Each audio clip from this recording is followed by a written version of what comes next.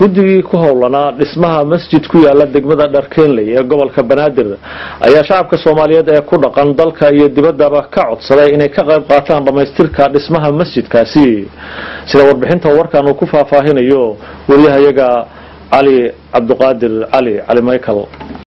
dhismaha masjidkani oo ku fadhiyo dhul cabirkiisu yahay 25 lagu dhuftay 20 ayaa ka socda xaafadda macmacaanka ee degmada Dharkeenley ee magaalada Muqdisho kaas oo ka qayb qaadanayaan dadka deegaankaasi isugu jira ganacsato iyo shacabka kale deegaankaasi ku dhaqan aasaaska masjidkan oo dhismihiisa muddo soo socday ayaa ka bilowday jiingad iyadoo muddo kadibna dadka deegaankaasi ay dareemeen inay jirto baahi la xiriirta ballaarinta dhismaha masjidkaasi guddiga ku howlan dhismaha masjidka ayaa wuxuu sheegay in meel fiican ay marayso howlaha lagu dayactirayo ama lagu dhisayo masjidkaasi iyagoo ugu baaqay ummadda muslimiinta inay tabarucaad ay ka geystaan sidii loo dhisi lahaa masjidkaasi oo lagu magacaabo Uthman bin Affan oo ku yaala degmada Dharkeenley ee magaalada Muqdisho Sheikh Muxudiin Umar Jimcaale oo kamid ah culimada diinka ku howlan dhismaha masjidkan ayaa sharaxaya dadaalka ay ugu jiraan sidii loo dhisi lahaa masjidkaasi dad badan hadda soo qayb qaatay oo gudaha dibadda jooga waa arkaysaan hadda waa aasaaskii la buuxiyay waa la carab buuxiyay marka dhismihii intii kale bari bilaba doonta insha Allah marka waxaan rabnaa in laga qayb qaato oo aad iyo aad loo soo saacido masjidkan waa khayr oo maxay ahaday sadaqa jaariya in la qayb qaato waxay leedahay fadli badan oo maxay qof kasta wuxuu kari karo inuu qayb qaato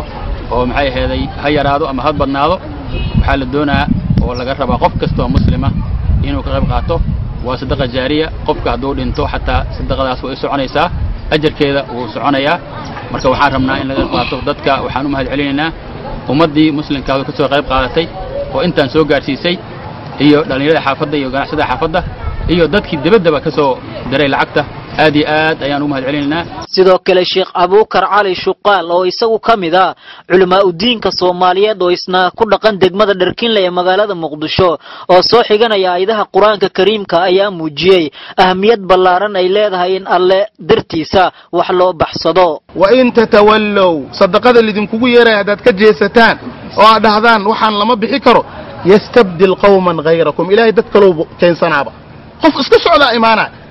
وإله سبحانه وتعالى كينايا ثم لا يكونوا أمثالكم سيدين وكل من قنايانو حوله أتكون الجناتين ضد بحنايا إيمانا مركز إن شاء الله تعالى قف والبو دلي يدبت جارهان ومدة صومالية المسلمين تاع مساعد كان السجا وعبر كيس الذين شاقي أو وقت وصاب بالله الذين شاقي وحال ربا قاب كاس هذا نقصد كم وقت إن لو جفها إذا استو أو قف والبو وحاقود درسته جارجا واسع ذا استاجي ما واسع ذا إلا ماشي لو قلت لقى الأوتة قف والبو مركز هكارني كود ذال قفك بحسن كرا شميندو قفك لا بحسن كرا قفك لعق بحين كرا وحلا دي حتى وحنا بهنا حوجي سقفك كان qaar kamida shacabka ku dhaqan degmada Dharkeenley gaaran xaafadda macmacaanka ayaa la arkay iyagoo wada dadaalo xoogan ay ku wadaan sida ay uga qayb qaadan lahaayeen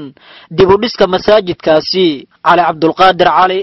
telefishinka qaranka Soomaaliyeed Muqdisho